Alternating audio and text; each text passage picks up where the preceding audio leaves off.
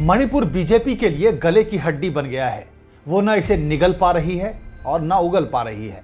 78 दिनों के बाद जब पीएम को मणिपुर की महिलाओं पर जुल्म के वीडियो वायरल होने पर बोलना पड़ा, तब भी उन्होंने देश से ऊपर पार्टी को रखा और अपने छोटे से बयान में मणिपुर के मुख्यमंत्री के साथ साथ छत्तीसगढ़ और राजस्थान के मुख्यमंत्री को भी लपेट लिया।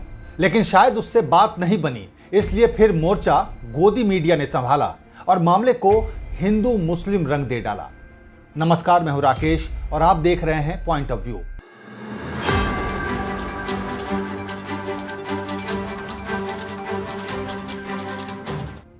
मणिपुर में 2 कुकी महिलाओं को नग्न घुमाने, उनके साथ छेड़छाड़ करने और कथित तौर पर सामूहिक बलात्कार करने की भयावह घटना के 2 महीने बाद राज्य पुलिस ने बुधवार यानी 19 जून को कार्रवाई शुरू की। वो भी तब जब सोशल मीडिया पर वायरल वीडियो आने के बाद देश गुस्से में भर गया। गुरुवार को पहली गिरफ्तारी हुई, बाद में 3 और गिरफ्तार किए गए। हुइरेम हेरोदास मैतेई कथित तौर पर इस मामले में गिरफ्तार किया गया मुख्य आरोपी है और उसे घटना के 26 सेकंड के क्लिप में साफ तौर पर देखा गया जब वो नग्न महिला को पकड़कर खेत की तरफ ले जा रहा था। हालांकि समाचार एजेंसी एशियन न्यूज इंटरनेशनल यानी ANI ने मणिपुर मुद्दे को भटकाने के लिए शुक्रवार को इस मामले में एक भ्रामक ट्वीट साझा किया। इस ट्वीट में मणिपुर वायरल वीडियो मामले में आरोपी का नाम अब्दुल हिल्मी बताया गया। यानी जब विपक्षी राज्यों पर आरोप लगाने से भी लोगों का गुस्सा कम होता नहीं दिखा, तो मामले को हिंदू मुस्लिम रंग देने की कोशिश की गई। ANI का ट्वीट बहुत जल्द सोशल मीडिया पर ट्रेंड करने लगा। हजारों लोगों ने इस ट्वीट को शेयर कर यह भी ऐलान कर दिया कि अब विपक्षी लिबरल लोग इस मामले पर चुप्पी साध लेंगे। लेकिन यहां भी झूठ ज्यादा देर टिक नहीं पाया। फैक्ट चेक साइट्स ने ANI के ट्वीट को फेक, फर्जी और झूठा करार दिया। लेकिन ANI को यह बात मानने में पूरे 12 घंटे लगे, जिसके बाद ANI की तरफ से दी गई सफाई में कहा गया कि कहानी वापसी और माफी पर नोट। कल शाम अनजाने में ANI द्वारा मणिपुर पुलिस द्वारा की गई गिरफ्तारियों के संबंध में एक ट्वीट पोस्ट किया गया था। ये मणिपुर पुलिस द्वारा पोस्ट किए गए ट्वीट्स को गलत तरीके से पढ़ने पर आधारित था, क्योंकि ये वायरल वीडियो में दिखाई गई घटनाओं के संबंध में उसके द्वारा की गई अन्य गिरफ्तारियों के संबंध में पहले किए गए ट्वीट से भ्रमित था। कुछ ही देर बाद, कुछ ही मिनटों के भीतर गलती का एहसास होने पर ट्वीट को तुरंत हटा दिया गया और एक सही संस्करण तुरंत पोस्ट किया गया। त्रुटि के लिए खेद है।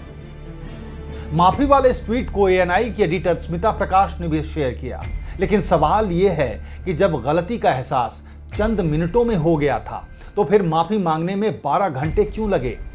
वैसे जिस खबर से ANI को भ्रम हुआ, वो असल में मणिपुर पुलिस के एक ट्वीट के अनुसार हिल्मी को मणिपुर पुलिस ने दूसरे जिले में और किसी मामले में हिरासत में लिया था। दरअसल पीपुल्स रिवॉल्यूशनरी पार्टी ऑफ कांगलेइपाक के एक कैडर हिल्मी को इम्फाल के पूर्वी जिले से किसी दूसरे मामले में गिरफ्तार किया गया था। लेकिन जो गलत खबर ANI ने दी, उस ट्वीट को कई दक्षिणपंथी मीडिया आउटलेट्स और ट्विटर उपयोग करने वालों ने उठाया। कई समाचार मीडिया आउटलेट्स ने भी कहानी साझा की, यानी जो नैरेटिव सेट करने की कोशिश की गई वो फैल चुका था। सवाल यह भी है कि ANI के गलती मानने के बाद सभी ट्विटर उपयोगकर्ताओं और समाचार मीडिया आउटलेट्स ने भी क्या ANI की गलती की माफी वाली खबर चलाई या उस ट्वीट को रिट्वीट किया? अगर नहीं, तो फिर ANI तो अपने मकसद में कामयाब हो गया। उसका मकसद था हिंदू मुस्लिम नैरेटिव बनाना और सरकार की फंसी हुई गर्दन को बचाना। दरअसल सवाल ANI की नीयत पर है, क्योंकि हर मामले में मुसलमानों को दोषी ठहराए जाने के दौर में तो किसी भी ईमानदार समाचार एजेंसी को खबर देने से पहले कई बार चेक करना चाहिए था। लेकिन जब नीयत में ही खोट हो तो सवाल का कोई मतलब नहीं है। वैसे हमारा सवाल आपसे है कि जब आपने मणिपुर की महिलाओं का वीडियो देखा था, तो क्या आपने ये सोच के देखा था कि जिन महिलाओं के साथ ये हुआ वो किस धर्म की हैं? जिन्होंने ये हरकत की वो किस धर्म के हैं? मुझे विश्वास है कि आपका जवाब होगा कि नहीं, उससे क्या फर्क पड़ता है। जुल्म तो जुल्म है, फिर चाहे किसी ने भी किया हो, और दोषियों को उसके धर्म, जाति और देश की सीमाओं के परे रखकर सजा मिलनी चाहिए। तो फिर सोचिए क्यों धर्म को इस मामले में लाने की कोशिश की गई। इसका मकसद मणिपुर की आग को देश में फैलाने का तो नहीं था। याद है ना गोधरा के बाद हुए दंगों के लिए क्या कहा गया था कि दंगा लोगों के गुस्से का इजहार था। तो क्या मणिपुर का गुस्सा धर्म की आग भड़काकर शांत करने की कोशिश की गई? और अगर ऐसा हुआ तो क्या सिर्फ माफी मांग लेने से मामला रफा दफा कर देना चाहिए? क्यों नहीं एएनआई के खिलाफ सख्त कानूनी कार्रवाई होनी चाहिए? वैसे तो इस सरकार में चलन तो राष्ट्रद्रोह और एनएसए लगाने का है और इस मामले में तो बनता भी है। अगर आपको भी लगता है कि एएनआई के खिलाफ कार्रवाई होनी चाहिए तो हमें ट्वीट कर या कमेंट कर जरूर बताएं और चैनल को लाइक और सब्सक्राइब करना ना भूलें। नमस्कार।